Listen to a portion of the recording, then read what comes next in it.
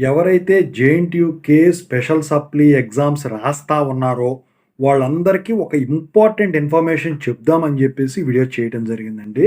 చాలామంది స్టూడెంట్స్ అడుగుతా ఉన్నారండి దాని గురించి.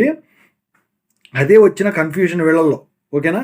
సో, ముందుగా జాగ్రత్త పడరు. ఆ తర్వాత పీకల మీదకొచ్చిన తర్వాత ఇలాంటివి జరుగుతా ఉంటాయి. ఏదైనా దెబ్బ తగిలితేనే అబ్బ గుర్తుకొస్తాడు అన్నట్టు ఉంటదనమాట ఇప్పుడు వ్యవహారం వచ్చేసరికి. సో, దాని గురించి చెప్పబోయే ముందైతే ఇంతవరకు ఈ ఛానల్ సబ్స్క్రైబ్ చేసుకోని వాళ్ళు ఎవరైనా ఉన్నట్టయితే సబ్స్క్రైబ్ చేసుకొని వీడియోని లైక్ చేసి షేర్ చేయండి.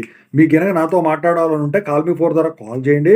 తెలుగు ఇంజినీరింగ్ ఎడ్యుకేషన్ టెలిగ్రామ్ ఛానల్‌లో జాయిన్ అవ్వండి. ఈ వీడియోకి ఒక హైప్ ఇవ్వండి. ఇక టాపిక్‌లో వెళ్తే ఏంటంటే చాలామంది స్టూడెంట్స్ స్పెషల్ సప్లీ కట్టేశారు. బీటెక్ అయినా, ఎంటెక్ అయినా, ఎంబీఏ అయినా ఇంకేదైనా కావచ్చు. కట్టేశారు. అది అటానమస్ అయినా, అఫిలియేటెడ్ అయినా. వీళ్ళు చదువుకునేటప్పుడు ఏంటంటే ఏమేం సబ్జెక్టులు పోయినాయో వీళ్ళు గుర్తుంచుకోరు. కాలేజీ వాళ్ళు డేటా సేవ్ చేస్తారు. అసలైతే కాలేజీ వాళ్ళు డేటా సేవ్ చేస్తారు.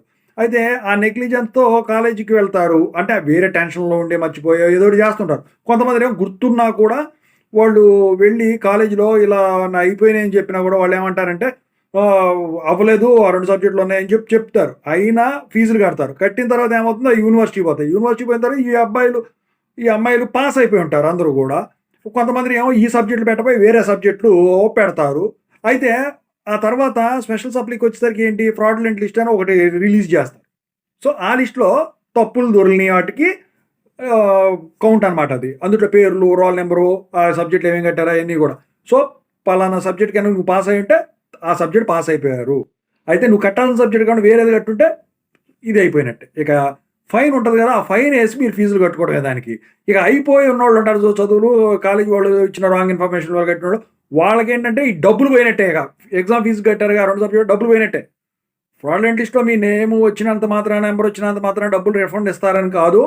అందుట్లో క్లియర్‌గా నోటిఫికేషన్‌లో ఉంటదండి. రిఫండ్ అవ్వవు మనీ అని జెప్పేసేసి. సో, ఇట్లాంటి కేసులో కొంచెం జాగ్రత్తగా ఉండండి. ఇలాంటిది ఎవరికైనా జరిగిందా? ఓకేనా? సో, ఇంకేమన్నా మీకు సొల్యూషన్స్ కావాలంటే కాల్ మీ ఫర్దర్ కాల్ చేయండి. Thank you so much.